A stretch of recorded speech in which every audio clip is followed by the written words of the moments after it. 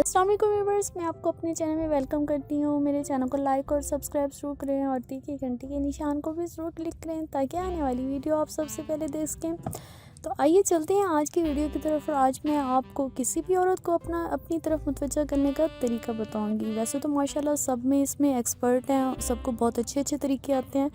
बहरहाल ये वीडियो उन हज़रात के लिए है जिन्हें पता नहीं चल रहा कि औरत तो आखिर उनसे दूर क्यों भाग रही है। देखिए, अगर आपको कोई लड़की पसंद आई है लेकिन वो आपसे दूर दूर रहती है, तो आपको चाहिए कि और आप चाहते हैं कि औरत आपकी तरफ कशिश महसूस करे, तो आप इसके लिए ज़रूरी है कि आप उसके पास जाएं, उससे कोई अच्छी सी बात उसके साथ शुरू करें, लेकिन अपनी आंखें ज़मीन पर रखने की बजाय उसकी आंखों में देखें, क्योंकि खुद एतमादी के इजहार का तरीका आंखों में आंखें डालकर बात करना है।